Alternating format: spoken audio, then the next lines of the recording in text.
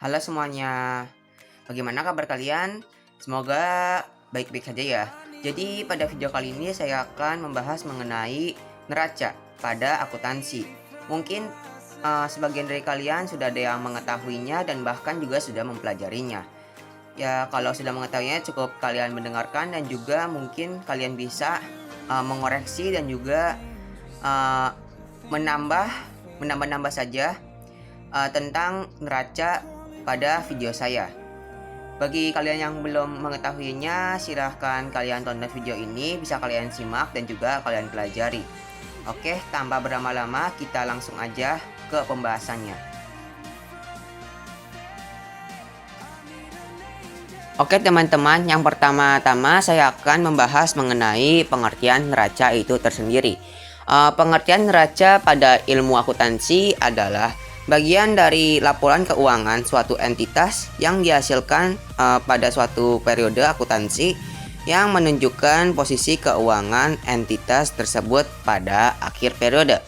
Nah, seperti itu ya teman-teman pengertian dari neraca.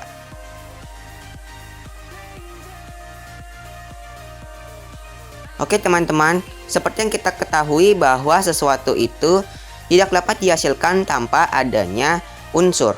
Nah, unsur tersebut dapat banyak ataupun sedikit untuk menghasilkan sesuatu. Nah, dalam neraca tersendiri pun juga ada unsur-unsurnya. Nah, unsur-unsur dalam neraca itu ada 3, yaitu unsur aset, liabilities atau ekuitas. Aset itu adalah harta atau bisa disebut dengan aktiva. Liabilities itu adalah kewajiban atau hutang. Sedangkan ekuitas itu adalah modal. Nah, jika ketiga unsur tersebut dibuat persamaannya, maka akan menghasilkan suatu persamaan dengan rumus aset sama dengan liabilities plus ekuitas. Nah, teman-teman, itu tadi 3 unsur dalam neraca pada akuntansi.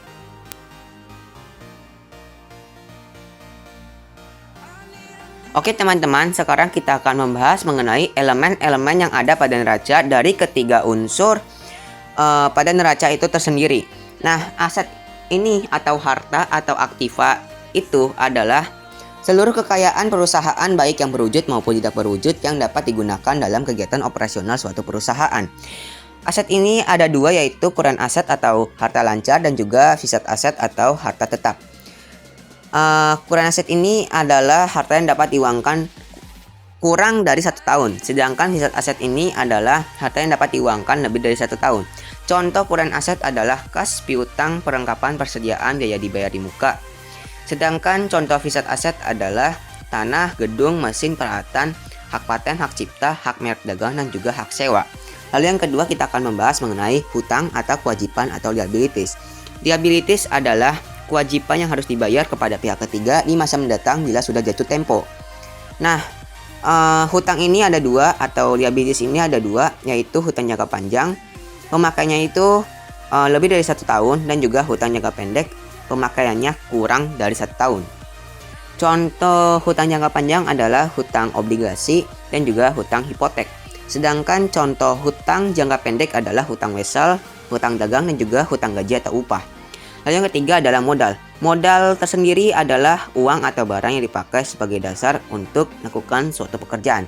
Nah, teman-teman, itu tadi elemen-elemen yang terdapat pada neraca dari ketiga unsur pada neraca itu tersendiri.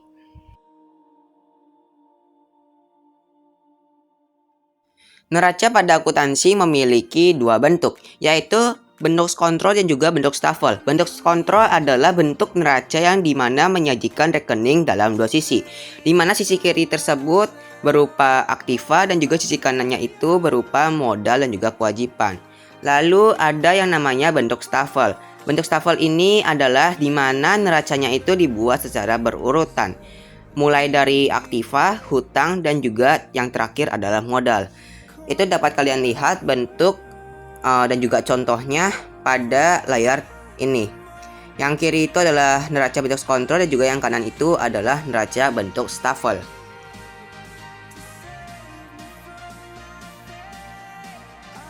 Oke teman-teman, yang terakhir kita akan membahas mengenai manfaat membuat sebuah neraca. Manfaat membuat sebuah neraca ada 3. Yang pertama adalah berguna sebagai alat untuk menganalisis perubahan kondisi keuangan suatu perusahaan secara berkala dari tahun ke tahun. Lalu manfaat kedua adalah sebagai alat untuk menganalisis likuiditas suatu entitas bisnis sehingga diketahui kemampuan suatu perusahaan untuk melakukan kewajibannya dengan harta likuid. Dan yang terakhir adalah untuk menganalisis kemampuan suatu perusahaan dalam melunasi hutang jangka pendeknya sebelum jatuh tempo. Nah, itu tadi 3 manfaat dari membuat neraca, dan kita langsung ke penutupan dari video ini. Oke teman-teman, mungkin cukup sekian dulu aja untuk video kali ini untuk pembahasan saya mengenai neraca pada akuntansi. Jika ada kesalahan atau mungkin kekurangan bisa kalian koreksi dan juga bisa kalian komentari di bawah ini. Dan akhir kata saya ingin mengucapkan semoga video ini bermanfaat bagi kalian semua, dan sampai jumpa di next video atau video-video berikutnya. Bye bye.